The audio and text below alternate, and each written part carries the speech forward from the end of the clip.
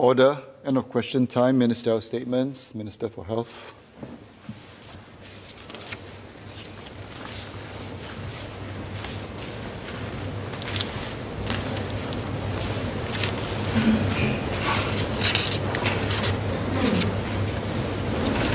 Mr. Speaker, sir, Minister for Health usually don't get involved in the debate on FTAs. But I'm delivering this ministerial statement for two purposes. First, even before the general election last July, the PSP has repeatedly alleged that CECA, meaning the Comprehensive Economic Cooperation Agreement between Singapore and India, allows professionals from India, and I quote, a free hand to come and work in Singapore, unquote. In his social media post on 22nd June this year, Mr. Leong Man Wai again said, and I quote, the most important economic policies that have affected the jobs and livelihoods of Singaporeans relate to foreign PMEs and free trade agreements, in particular CECA, unquote. Mr. Speaker, these statements are false. They have been repeated for too long. I am a former trade negotiator at MTI when I was a civil servant. We worked closely on several FTAs. I worked with a very dedicated team who has over 2 decades fought hard for the interests of Singapore to expand our economic and political space for our small island state. And I feel I owe a duty to correct the falsehoods. Indeed, Singaporean PMEs, like PMEs in other advanced economies, are facing challenges. Many have given us their feedback, and the government has been taking steps to address their concerns. But our FTAs in general, and CECA in particular, are not the causes of the challenges our PMEs face. If anything, they are part of the solution. FTAs and CECA have been made political scapegoats to discredit the policy of the PAP government. The second reason to deliver this ministerial statement is to put in context, on behalf of MOM and MTI, the parliamentary questions that have been posed to the ministries concerning foreign PMEs, FTAs, and CECA. Dr. Tan See Leng will further elaborate on the answers.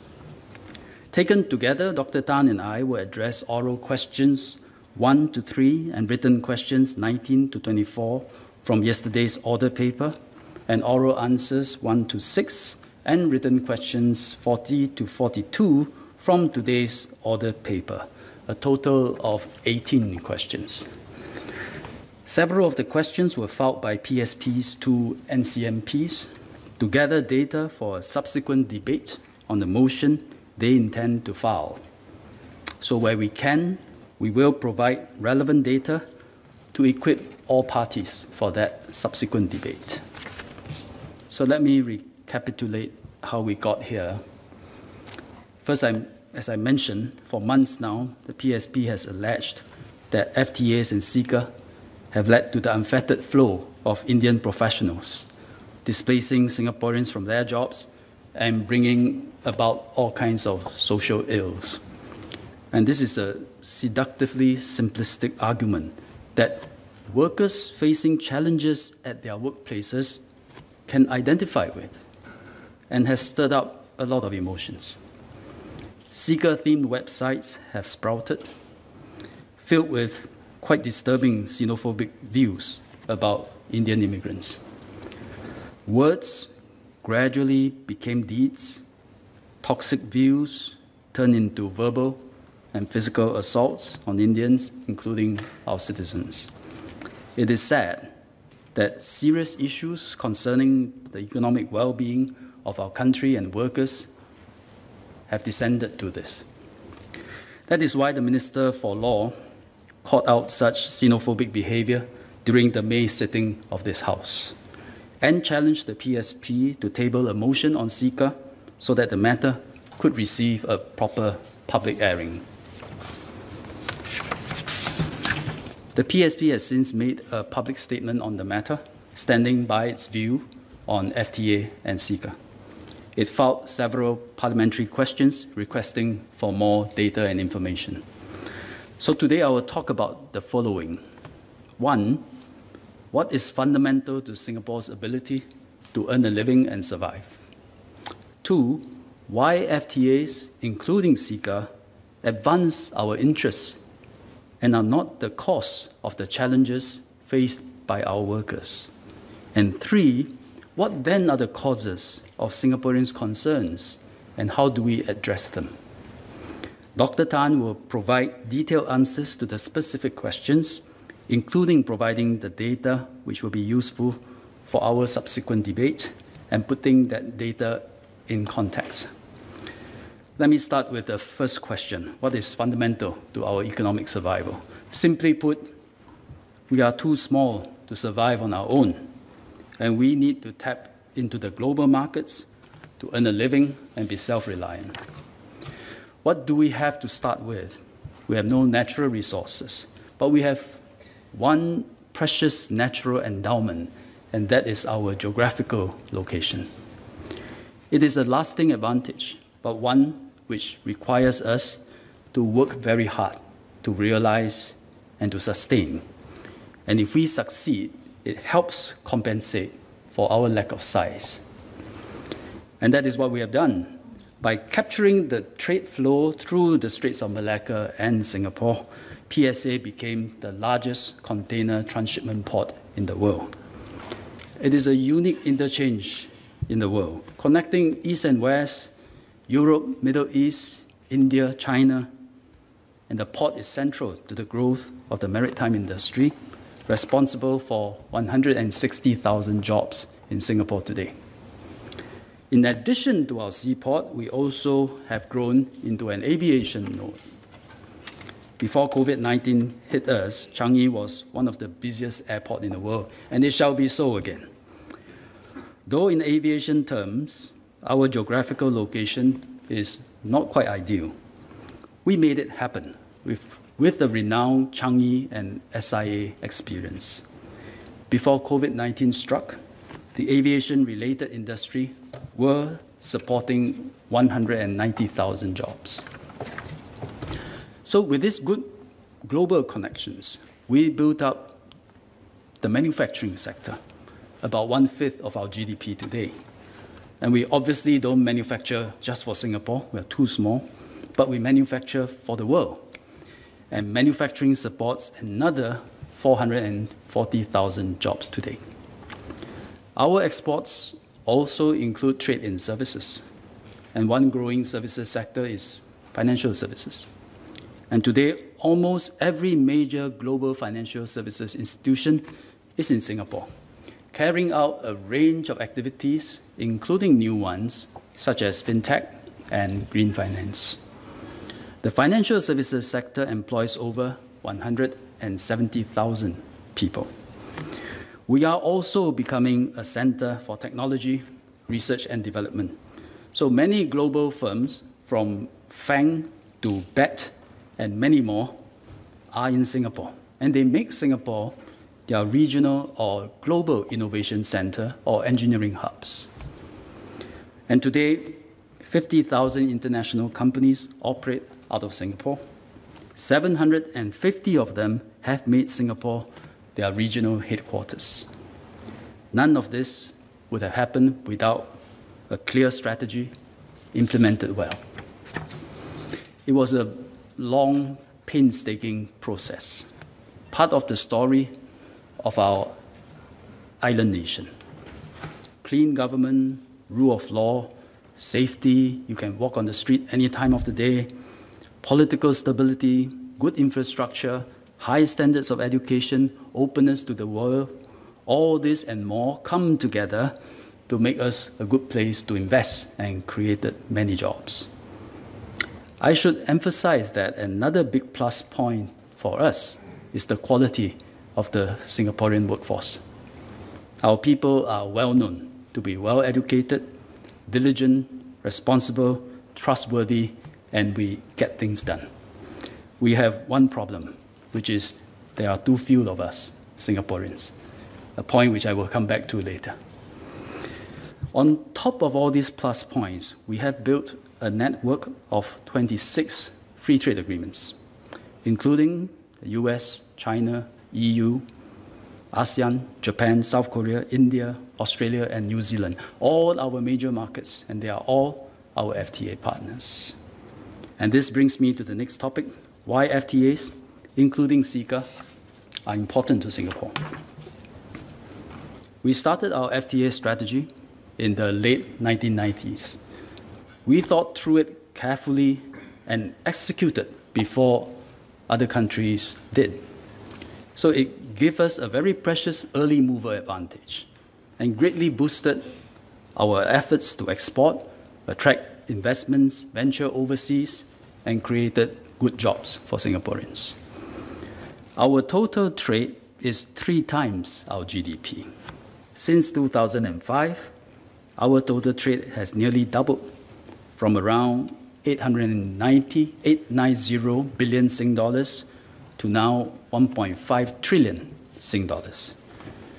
And today, when EDB goes out and persuades investors to come to Singapore, our network of FTAs is always a major selling point. FTAs are especially important to our SMEs. They free them from being constrained by our small domestic market and give them access to global markets. So our SMEs are sending all kinds of Singapore-made products overseas, from canned food, barbecued pork, frozen roti prata. I heard some are exported to India, to medical devices, machines, components, chemicals.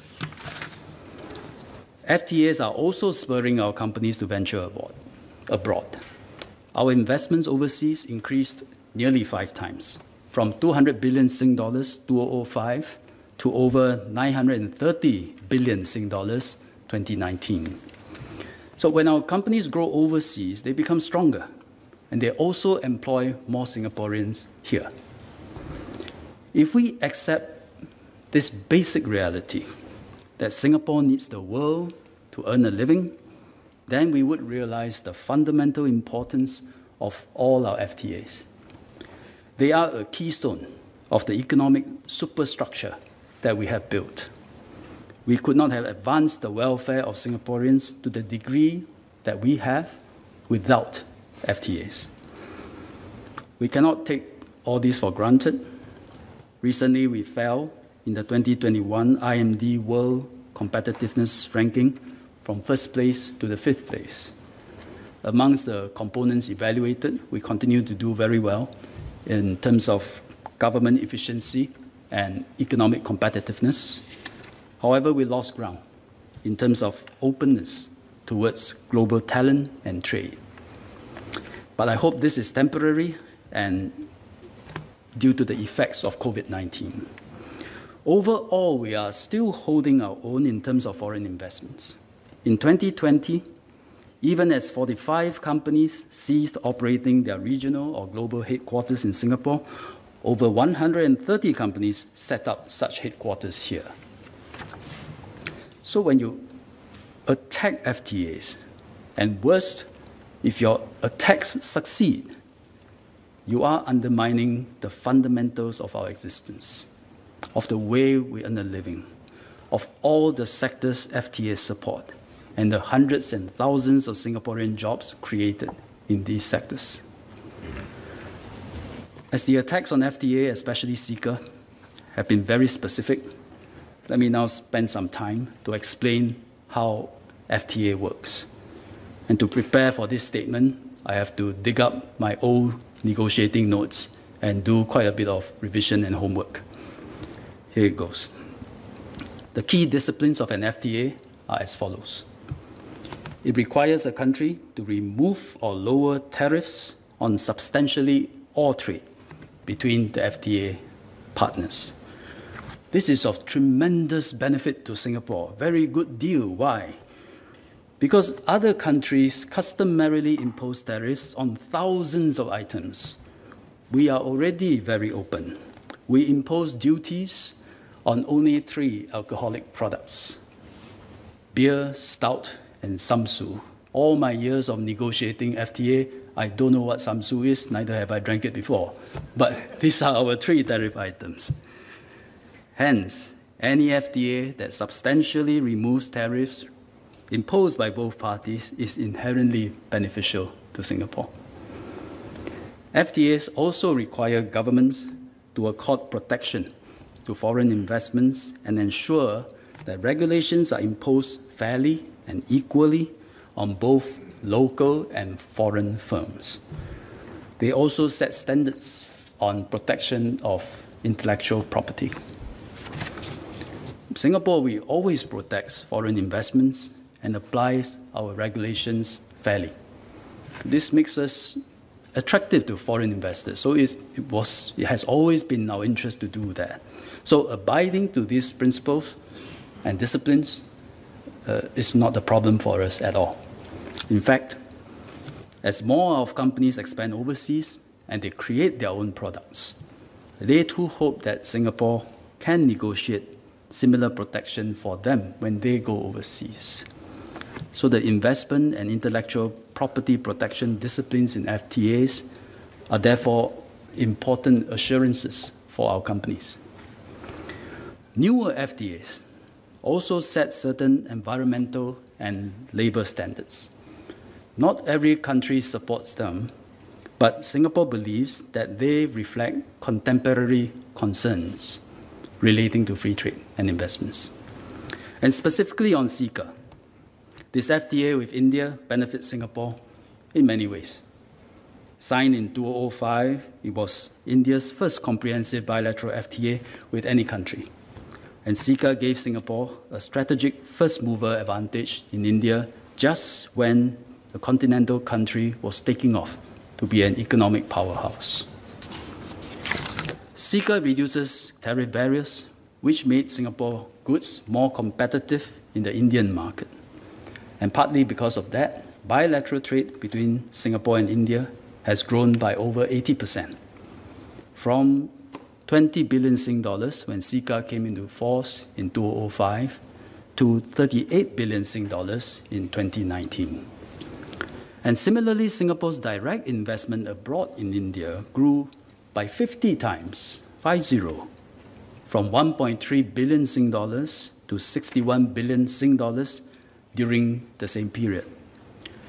In 2019, 660 companies from Singapore have investments in India, almost double the number a decade ago. As these companies grow regionally, they hire more people back home. And in 2019, they employed 97,000 locals. Despite these significant benefits, FTAs are controversial in many countries. As a trade negotiator, I've listened to the problems and sensitivities of many of our FTA partners. What are these sensitivities? Some countries wish to protect certain sectors, such as agriculture. There's a very common one, which Singapore does not do. We have some eggs, we have some fish, but more for a bit of source diversification. We never seek to conquer the world with our eggs and our sea basses. Others could not live up to, say, the transparency standards of, say, government procurement or intellectual property disciplines. Still others are concerned about the influences of foreign culture through industries such as arts and entertainment. Canada, for example, very sensitive about this area. So the toughest job and the most time-consuming job of a negotiator is to identify and understand the sensitivities of your country and then find ways to protect or to address them. How do we do so? We find words that give you comfort, that address the sensitivity. And we call these words, in our jargon, exceptions or carve-outs. When we have a big carve-out with strong protection in our sensitive areas, we will say this carve-out is strong and big enough for a jumbo jet to fly through. In some sensitive areas, it is easy to negotiate exceptions or carve-outs because everyone agrees. One example is right of taxation by governments. Another one is national security. A third one is immigration. Every country holds the view that there cannot be unfettered movement of people across borders. Every FTA partner believes that. That would create social unrest and a big public uproar. Governments must retain the ability to impose immigration and border controls, and FTAs cannot undermine that. Hence, in all FTAs and also WTO agreements, you will find that immigration powers are strongly and prominently preserved and protected. You can find such standard clauses in the WTO agreement as well as in all our FTAs, including CECA. As so many falsehoods have been said about the immigration-related parts of CECA, let me set out in some detail what is really in the agreement. Immigration matters are set out in Chapter 9 of CECA, Movement of Natural Persons. The legal text is available online, so I will only detail the salient points. 1, the chapter makes it clear that government's ability to regulate immigration and foreign manpower is not affected by the agreement. The government retains full rights to decide who can enter the country to live, to work, become PRs, or become citizens. This is clearly set out in 2 clauses. They are standard clauses commonly found in all FTAs. And they are also the 2nd and 3rd paragraphs of the chapter of CECA. So it is hard to miss them, as you can see them on the first page. I will just read them out. Clause 9.1.2. This chapter shall not apply to measures pertaining to citizenship, permanent residence, or employment on a permanent basis. Clause 9.1.3. Nothing contained in this chapter shall prevent a party from applying measures to regulate the entry or temporary stay of natural persons of the other party in its territory, including measures necessary to protect the integrity of its territory and to ensure the orderly movement of natural persons across its borders. That's the first point. Second point, the obligations relating to the movement of natural persons in CECA, as in all FTAs, are not broad principles with wide applications, but actually highly specific. What are these broad principles that you can find in FTA? One broad principle is that of national treatment. It is found in some chapters of FTA, such as trade in services and investments. This means, I mentioned this just now, this means you cannot discriminate against foreign service providers and investors. Whether they are local investors or foreign investors, you treat them the same. Regulations and benefits that apply to local firms must apply evenly to foreign-owned ones. So, if immigration had not been carved out and national treatment principle had been incorporated into Chapter 9 of CECA, then indeed, Indian workers would have to be treated like Singaporeans and would have had free rein to come to live and work in Singapore. That is what the PSP claims, except that there is a strong immigration carve-out and national treatment is not found in Chapter 9 of CECA, nor any other corresponding chapter in the FTAs that Singapore has entered into. Mr. Speaker, sir, I emphasize and underline and highlight and bold with bigger fonts, color red, that nothing in this agreement implies Singapore must unconditionally let in PMEs from India. Contrary to PSP's claim, our ability to impose requirements for immigration and work pass has never been in question in CECA or any other FTAs that we have signed. Instead, then what are the obligations of Chapter 9 of CECA? They are highly specific, such as require the parties to process applications for temporary entry with some expedition and with certain transparency, such as informing the applicants of the outcome of their applications and not leave them in suspense. A very reasonable thing to do and to agree to adhere to. We also have to accord a certain duration for the validity of the permits, should we approve. And approval must be based on them meeting our prevailing work pass conditions. Also very reasonable. Such a commitment on duration is also not something unique to CECA, because similar commitments exist in other FTAs and are also found in WTO agreements signed by 164 members, including Singapore. Many parties to FTAs also commit not to impose labor market tests. This is a common clause in our FTAs, including with India, Australia, China, and the US. It means we do not insist that companies go through onerous processes and documentation to prove that no suitable locals will take a job before they can hire a foreigner. Companies in Singapore or any other places do not hire this way. What they do, the common and best practice, is to interview suitable candidates, consider them all fairly, and then make a judgment on the best person. And these are all market-friendly, widely adopted, reasonable obligations. Let me also specifically address two aspects of the chapter on movement of natural person in CECA that has been singled out for criticism.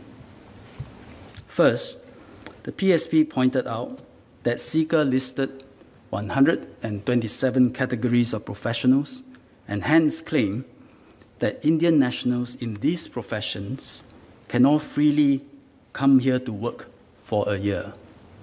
This is false because, as I explained earlier, all foreign PMEs have to meet our work pass conditions in order to come and work here. The listing then, what does the listing then show? The listing shows the types of Indian professionals who may apply to work in Singapore. It does not mean that we must approve their application. It's just that you can apply. India, for its own reasons, requested for such a list, similar to what they have in their FTAs with Korea and Japan. In fact, even if they had not listed the professions, their PMEs could still submit work pass applications to work here. But the list probably meant something to India, because there may be countries that will not even let you apply. Yeah, that's how protectionist some countries may become. And India is trying to secure their interests there. This is in fact how other FTA works. With or without listing of professions, nationals from our FTA partners are not precluded from submitting work pass applications, which will be evaluated based on our prevailing criteria and work pass conditions. Thus, the point being made by PSP on the list of the 127 professions is a red herring. The list does not confer any free pass to any Indian nationals. The second common criticism is that intra-corporate transferees from India can also freely enter Singapore to work. Based on my explanation on how the chapter works, this is again not true. Intra-corporate transferees also have to meet our work pass qualifying criteria. In any case, the total number of intra-corporate transferees from all over the world, and not just India, that have come to Singapore to work is very small. In 2020, there were only about 500 intra-corporate transferees from India to Singapore, in Singapore, less than 0.3% of all employment pass holders or EP holders. So, Mr. Speaker, sir, I hope we can put a stop to all this misinformation about our FTAs in general and CECA in particular. Nevertheless, it is important that we need to recognize that PMEs in Singapore do face challenges. And I see at least three challenges that they are facing. First, there is more competition from foreign PMEs. Indeed, the number of EP holders has increased from 65,000 in 2005 to 177,000 in 2020. So an increase over 15 years of 112,000, or an annual growth rate of just under 7%. Over this period, however, the increase in number of local PMEs is much higher, by over 380,000. So 380,000 for local PMEs, 112,000 for EP holders. And these numbers underline an important point, that competition between foreign and local PMEs is not a zero-sum game. In fact, the converse is often true. By combining and complementing local and foreign expertise, we can attract more investments and create many more good jobs and career choices for Singaporeans. The downside is that with more foreign PMEs in Singapore, they can compete for jobs with locals at the company level. And at that level, there can be a zero-sum situation. So there is a trade-off at play here, if I put it simply. A, many jobs, strong competition. B, few jobs, no competition. And we need to find the right balance where there are more jobs, some competition. And that is the way to advance the interests of Singaporeans, not swing to any extreme position, but strike that careful balance and then adjust if we find that that balance is off. But if someone promises you more jobs, no competition from foreigners, is selling you snake oil. It is not possible. It cannot be on any government's policy menu. I should point out that besides complementing our local workforce to create more opportunities, foreign PMEs also help cushion the impact on the local workforce when times are bad. Because during a downturn, foreigners bear the brunt of job losses. During COVID-19, for the 12 months to April 2021, the number of employment pass holders dropped by about 21,600, and S-Pass holders fell by about 26,800, altogether 50 over 1,004 over the 12 months. On the other hand, local employment has been stable. Unemployment rate for local PMEs in June 2020, this is a labor market survey, so it comes out only once a year during June. So June 2020, unemployment rate for local PMEs, despite this is immediately after the circuit breaker, was at 2.9%.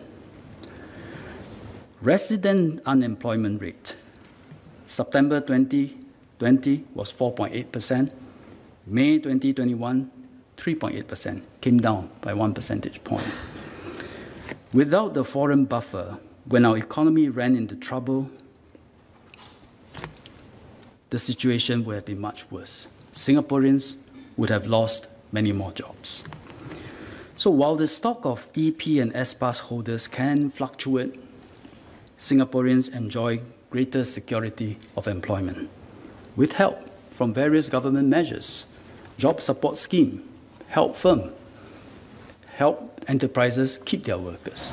We have a multi-ministry National Jobs Council, came out with many initiatives to help place displaced Singaporeans into jobs, including also a job growth incentive to help to encourage companies to hire local workers.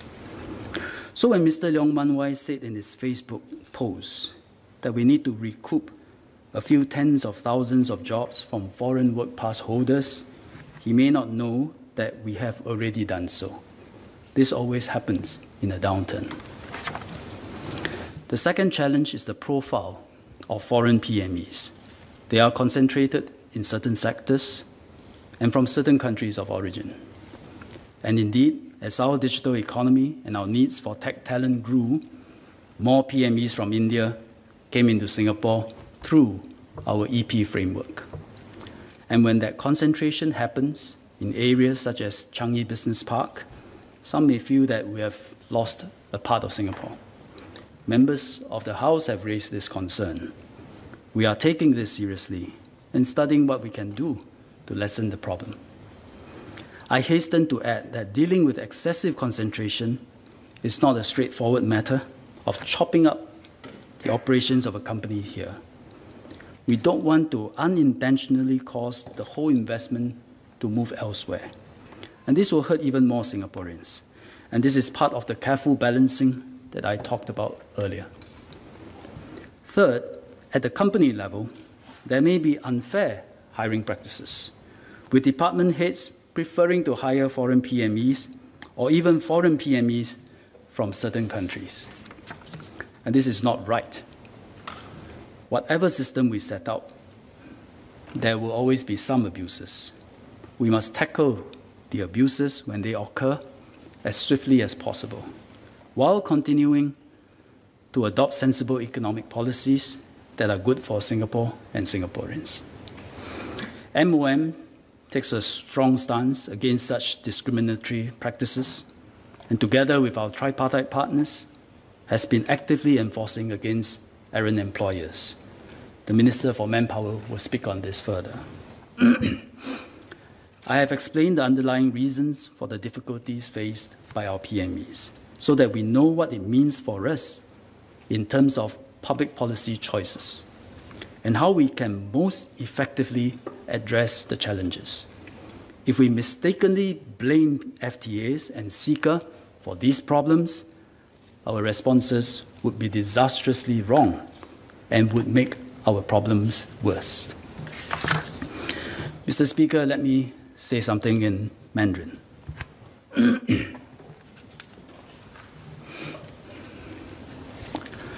政府深切地了解新加坡专业人员、经理和执行人员在职场上感到的压力，他们担心被外地专业人士所取代，而有些公司雇佣了不少外地人，让新加坡员工觉得不自在，觉得陌生。许多民众和议员向政府反馈了这个问题，政府认真看待民众的担忧，并且已经采取行动，着手解决问题。例如呢，我们已经提高了引进外来专业人士的门槛，收紧外来人员的流入。我们也更严厉地进行执法，调查和处分那些歧视本地人的雇主。我们对待问题的时候，应该查清楚导致问题的真正原因，才能对症下药。可是，在过去的1年，新加坡前进党并没查明真相，便硬说新加坡印度的自由贸易协定，简称 CECA， 是罪魁祸首。罪魁祸首，说这个协定让大量的印度籍人员毫无节制地涌进新加坡，夺去新加坡人的工作。前进党也说，我们签订的所有自由贸易协定，损害了新加坡人和我们经济的利益。很不幸的，他们已把自贸协定政治化了，成了他们攻击政府的武器。他们的说法不正确，模糊了事实。这种言论呢，也挑起了一部分国人的排外情绪。这不但于事无补，还会损害了新加坡人的生计，赔上国家的繁荣以及下一代的幸福。我从政前是名公务员，曾经参与谈判自贸协定的工作，我有责任更正这些没有根据的指责。我想在这里阐明4点。第一点，新加坡的经济支柱是什么？我们是一个弹丸小国，缺乏天然资源。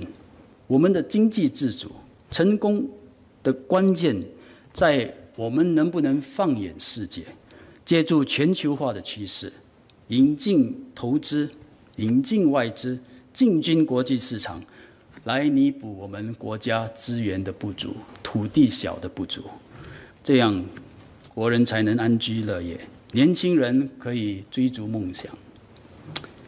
第二点，与各国签署自贸协议，用意是什么？我们通过谈判，向伙伴国家争取关税豁免，促进我们的出口。这对我们的中小型企业特别重要，因为新加坡的市场真的是太小了。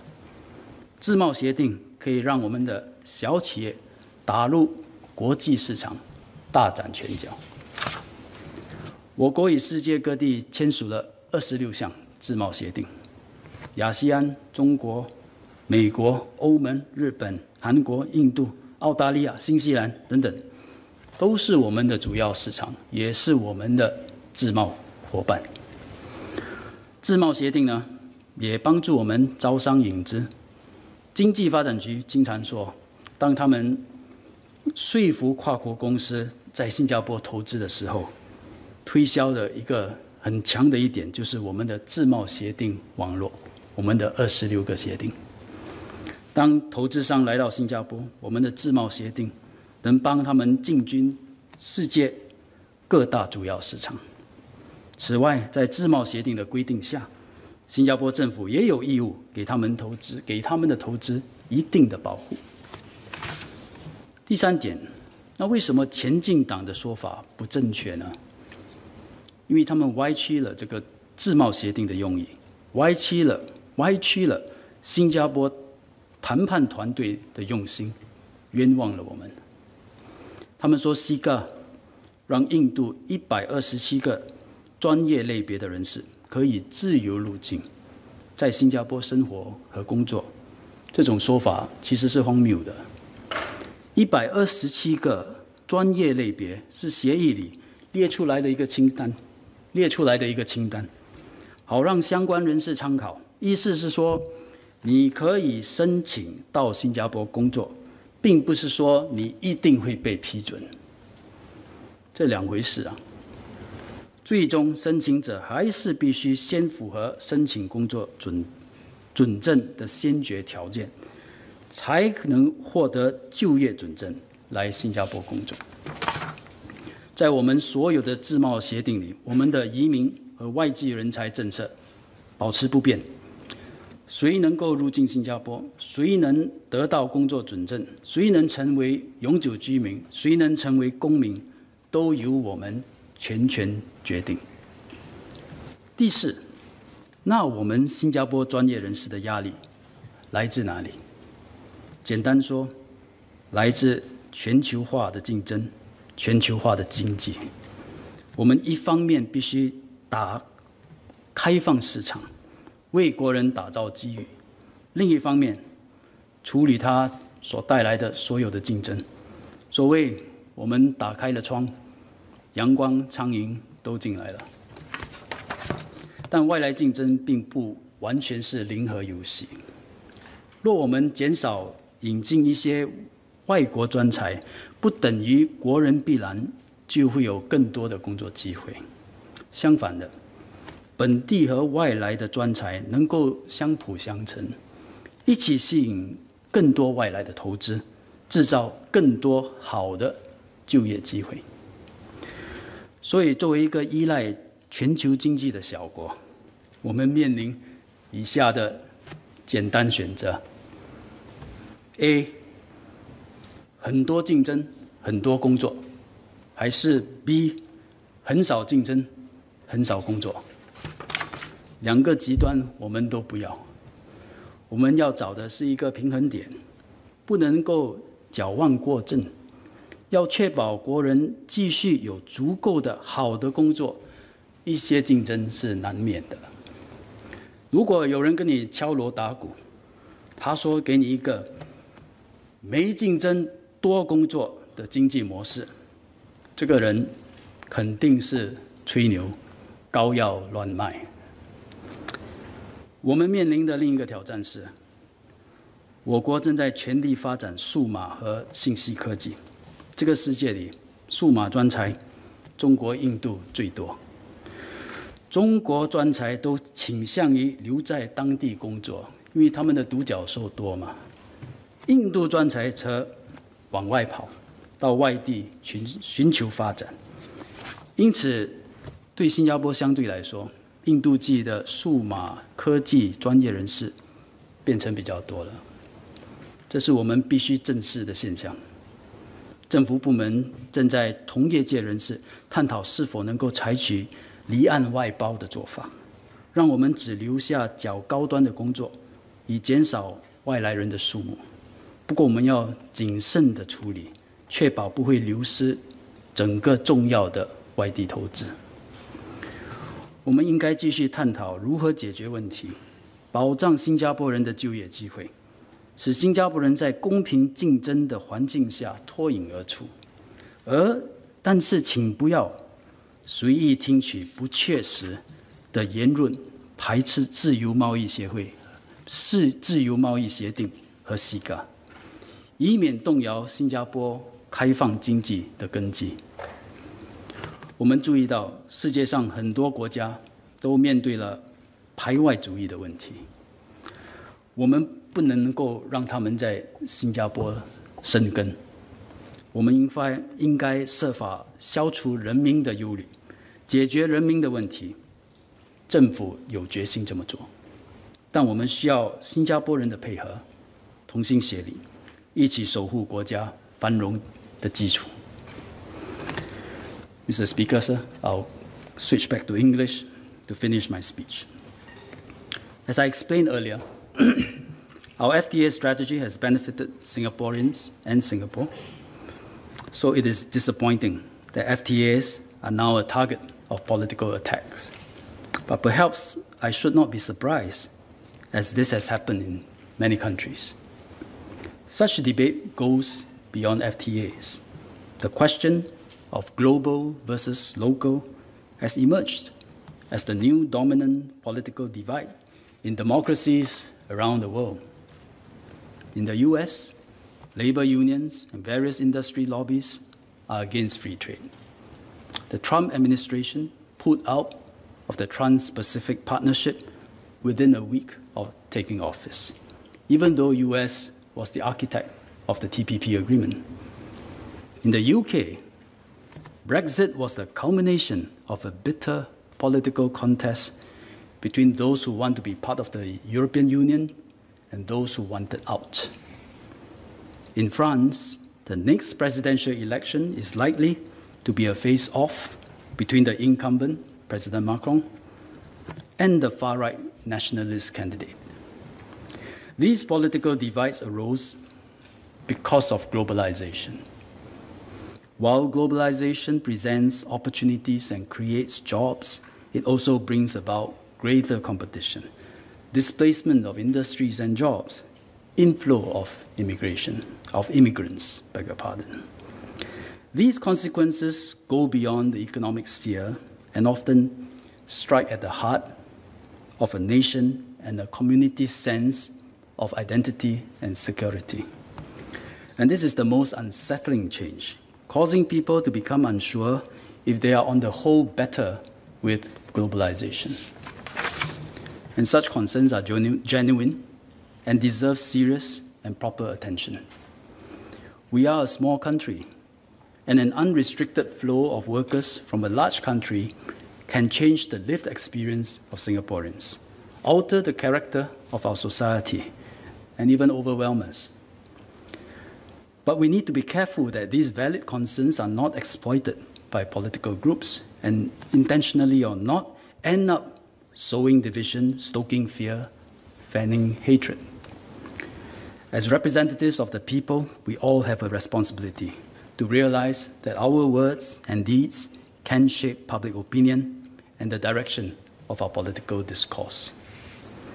That is why when Mr. Leong Man Wai said in this House some months ago that the naturalized Singaporean CEO of DBS was not homegrown and deemed this a failure, Minister Iswaran responded with a word of caution.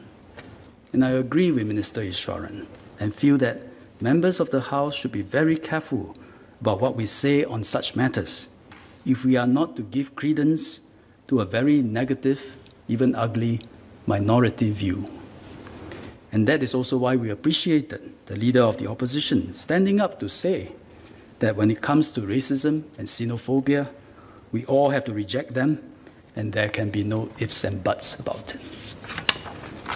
Mr. Speaker, sir, before I conclude, let me remind members that the House has invoked Standing Order 44 so that the members from the PSP can give a full response after Dr. Tan See Leng's speech. But even if Mr. Leong Man Wai and Ms. Hazel Phua choose not to, I will be happy to clarify questions from members. The PAP always fight for the welfare of Singaporeans. We have done so for more than 60 years now, kept our country safe, brought jobs to Singaporeans, built up our infrastructure, and taken care of the welfare of all. As a city-state connected to the world, we want to welcome diverse talents from all over the world.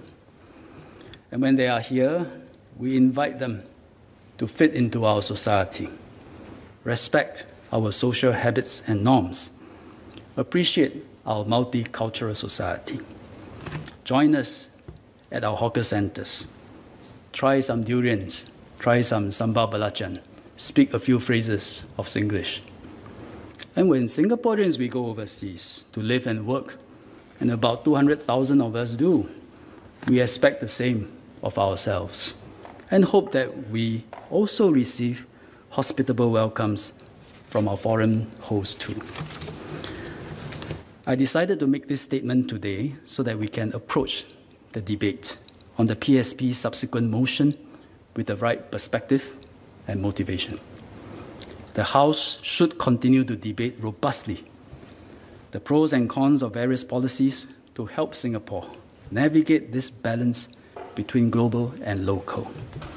But we must not inadvertently shake the bedrock that has enabled Singapore to succeed. We cannot survive, we cannot earn a living without being connected to the world, without being welcoming to the world, without the House unanimously supporting our FTA strategy. And we must always be a big-hearted people, even while we grapple with the significant challenges of globalization to forge the best path forward for Singapore. Thank you, Mr. Speaker.